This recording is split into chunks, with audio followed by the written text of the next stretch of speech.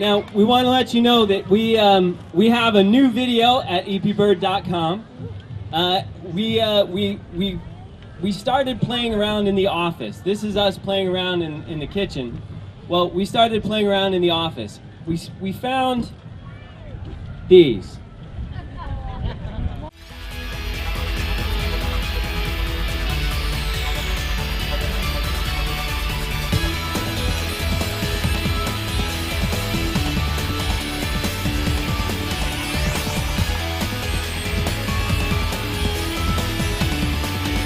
We actually went over a year ago. Yeah, we went down to our local Office Max and just hunted around for what can we do. We want to play with office products. So we were like buying paper clips. Let's try some of those. Yeah. Clipboards. What if we got 7 of those? So we got a bunch of them. And a whole car full of stuff. Actually, let me go grab a pad of sticky notes and I'll show you the the idea.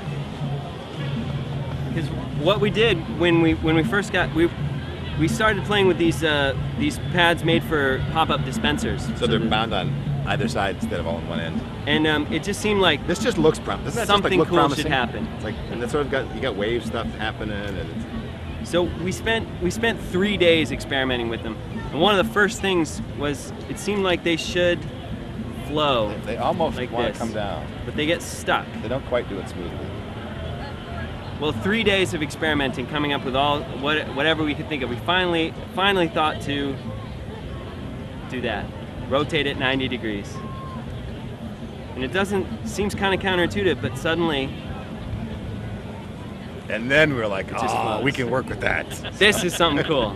So, just like Diet Coke Mentos, it was months of exploration after that, of going like... What else? The other thing is try to get it consistent. If we're going to do 250,000 of them, they've got to behave every time like we want to behave. And so that was a major headache. You see this and you go, well, could it slinky to the next step? And it took weeks of experimenting with that to find how many sticky notes tall should the slinky be, how big should the steps be, to start getting that all more that stuff consistent. You play with a kid, like what size are the right steps to go down. Except with this, we also had this what size pad should it be, which actually is the biggest variable is how thick the pad is. Yeah, well, you'll be the first to know. You heard it here first. That's right. That you want actually to use half a pad.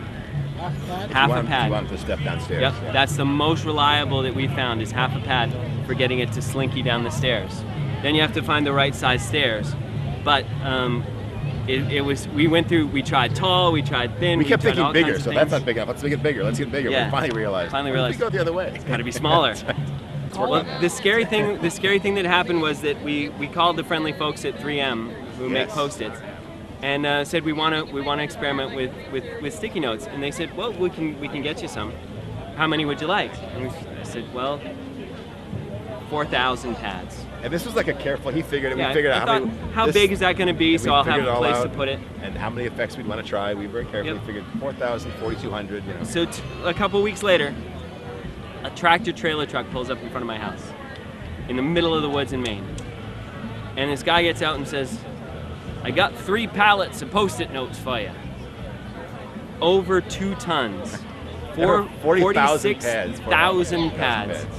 It was 10 times what we asked for. 10 times what we asked for. 2 tons of Post-it notes. You were here last year, and you told us about adventures in Breda, Netherlands, and Castile Plain.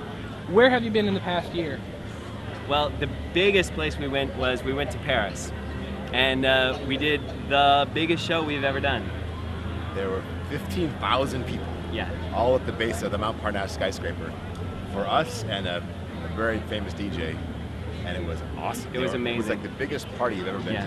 Yeah, it was 2 hours of music and more than that, like 4 hours of music, and then we came out and did Diet Coke Mentos for this incredible crowd. That was a big amount of fun. It was the first time I've been sunburned at 10 o'clock at night. And do you guys currently hold the world record, or? We don't. We set the world record in Belgium in May or something. Yeah, and then it got broken twice. It got broken by a high school here in the States, and then it got broken. Now it's currently held by in Latvia. Yeah. A business school in Latvia broke the record. So we're gonna have to fight and get it back. We're coming back. We're coming back at you. What's the record now? 1,800 something. Yeah. So yeah, we're hoping to get that world record back. It's going to take something like 2,000 bottles, but we can do it. Kind of fun. We have a lot of volunteers. Yeah, the number one question we get asked, the number one question is, what causes this? Why when you drop Mentos into Diet Coke does it go crazy like that? Well, you might think that it would be a chemical reaction, but it's actually a physical reaction. It's a physical reaction called nucleation. And what happens is you've got all this carbon dioxide, all this fizz inside the bottle of Diet Coke, and it is roaring to get out. It wants to go somewhere.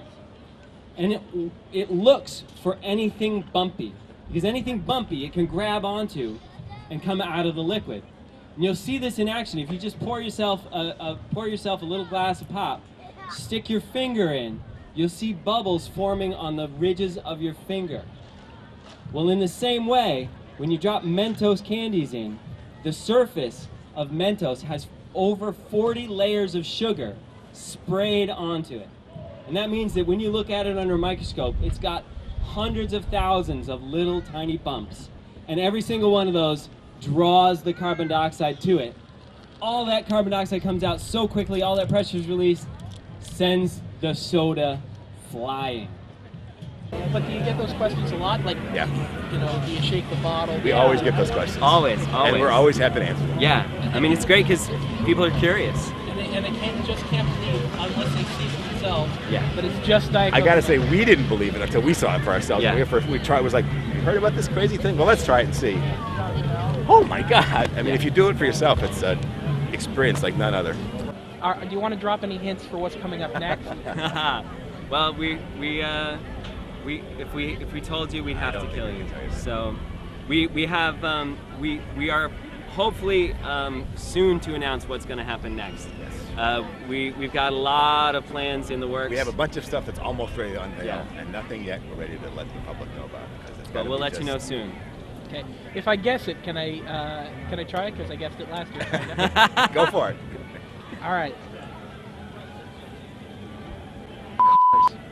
I like that idea. We might have to kill him. That's some spaghetti!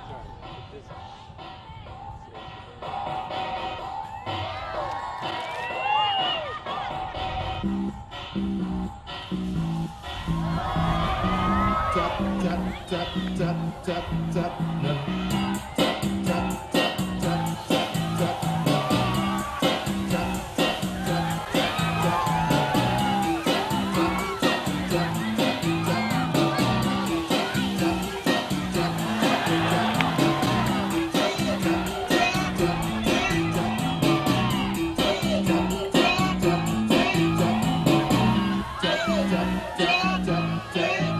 No.